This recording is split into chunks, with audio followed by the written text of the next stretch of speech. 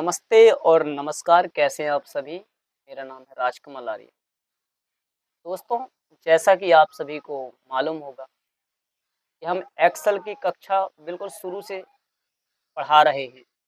यदि आप चाहते हैं कि आप शुरू से आपको जानकारियाँ प्राप्त हों, आप एक्सेल में एक्सपर्ट बनना चाहते हैं, बिल्कुल ज़ीरो से लेके एडवांस लेवल तक सीखना चाहते हैं, एक्सेल की बहुत इम्पोर्टेंट जानकारियों को आप हासिल करना चाहते हैं और से इसे सीखकर कोई जॉब इत्यादि करना चाहते हैं, तो आप बिल्कुल सही जगह आए हुए हैं। फ्रेंड्स, मैंने एक प्लेलिस्ट जारी करी है जिसके अंतर्गत मैंने एक्सेल की ज़ीरो से लेकर अभी तक की जितनी कक्षाओं को मैंने पढ़ाया है, बड़े ही सरल तरीके से, सरलता के साथ पढ़ाया है ताकि आपको ज़्यादा दिमाग खर्च ना करना पड़े और आसानी से उसको समझ में आप ले सकें। तो फ्रेंड्स, हमने एक्सेल में बहुत सारी इम्पोर्टेंट्स जानकारियाँ दी हैं जो और लोग नहीं दे पाते हैं। हमने इस चीज़ को नहीं सोचा कि भाई वीडियो बड़ा हो जाएगा या छोटा हो जाएगा। भाई बड़ा वीडियो हो जाएगा तो हम छोटी-छोटी क्लिप बनाकर यूट्यूब में उपलब्ध कराएँगे। यह कोर्स बिल्कुल फ्री है, निःशुल्क है, आपके लिए है, आप लाभ उठाइए।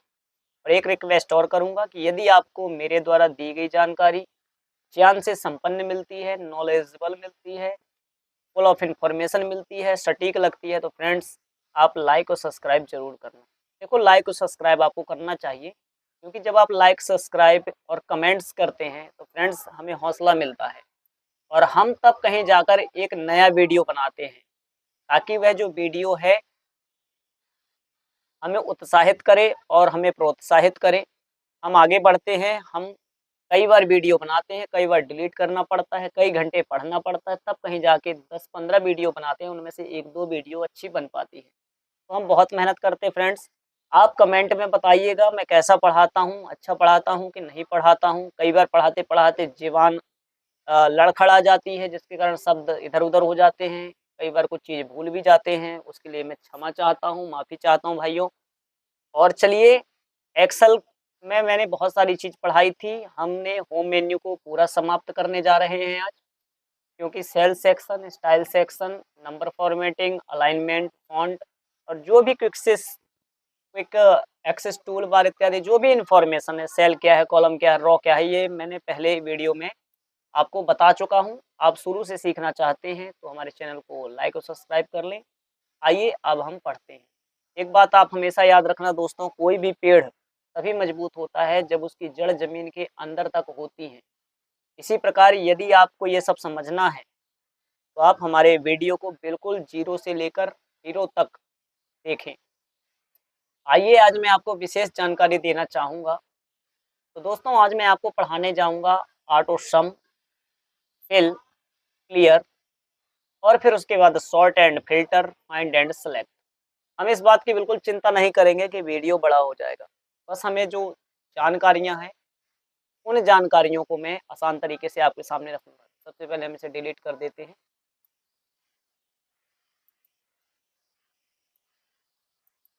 देखो, आज हम पढ़ेंगे ऑटो सम। यहाँ पर 2 शब्द हैं, एक है ऑटो, एक है सम।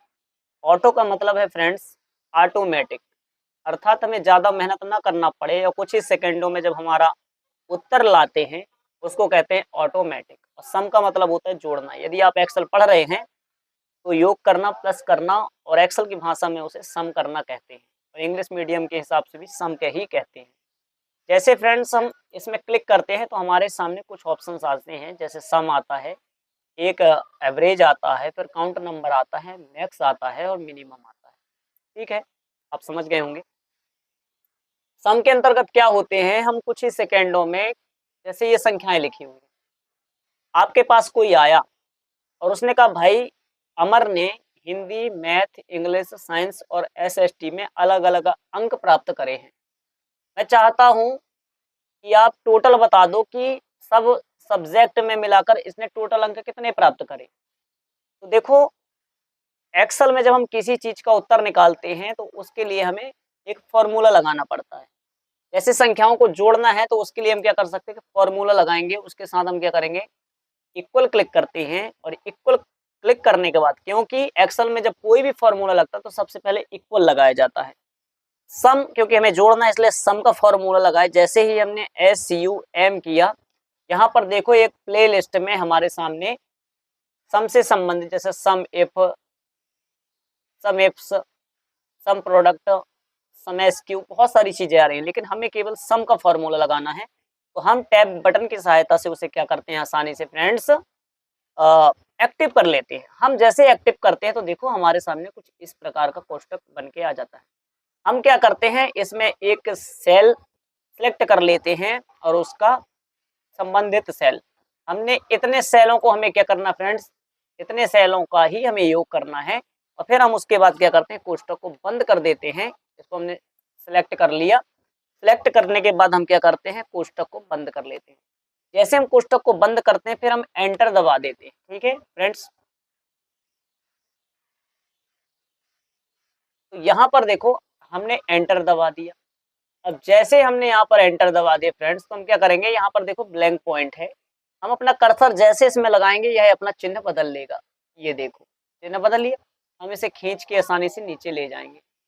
और जैसे नीचे ले जाएंगे और फिर हम एक बार क्लिक कर देंगे तो यहाँ पर देखो आप, आपके सामने सभी संख्याओं का क्या निकला है, हमारे सामने यहाँ पर योग आ चुका है। ठीक है, आपको इतना समझ में आ गया फ्रेंड्स? अच्छा, आपको आसानी से इतना समझ में आ गया होगा। ठीक है, तो आपने इसमें क्या चीज देखा कि जब हमने इन संख्याओं का योग किया तो हमें एक सूत्र लगाना पड़ा, एक फॉर्मूला लगाना पड़ा। लेकिन हम चाहते हैं कि भाई सूत्र, अभी हमने सम किया तो हमें सूत्र लगाना पड़ा। ठीक इसी प्रकार यदि हम इन संख्याओं में एवरेज करते, काउंट नंबर करते, मैक्स करते और मिनिमम करते, मैक्सिमम करते, तो ये सारे में हमें सूत्र लगाना पड़ता। लेकिन हमारे लिए एक्सेल ने एक बहुत ही अच्छी व्यवस्था दी है। एक्सेल ने क्या किया, डायरेक्ट भी हम निकाल सकते हैं, उसी फॉर्मूला को ऑटो सम कहते हैं। आइए मैं दिखाता हूं। जैसे हमने क्या किया, इसे हमने सेलेक्ट किया, ठीक है, लेकिन जिस सेल में हमें उत्तर चाहिए उस सेल को भी सिलेक्ट करना पड़ेगा। मान लीजिए हमें उत्तर इसमें चाहिए तो इसे भी सिलेक्ट कर लें, इसमें चाहिए इसे सिलेक्ट कर लें, या जहां भी चाहिए उसे सिलेक्ट कर लें। तो हम क्या करते हैं, इसे सिलेक्ट करके लेफ्ट बटन को क्लिक कर देते हैं। अब हमारे सामने सिलेक्ट हो गया। ऑटो सम में हम जैसे ही जाकर क्लिक करेंगे, यहाँ पर देखो 256 आ गया। पिछली बार तो भाई 191 आया था, 256 क्यों आया? इसलिए आया था कि इनमें से कोई ना कोई एक सेल ऐसी रही होगी जो कि सिलेक्ट ना रही होगी। जैसे ये 65 वाली ना रही होगी, तब वहां 291 आया था, क्योंकि इसमें यदि 6 से 5 घटा होगा तो एक कम हो जाएगा। समझ में आ गया?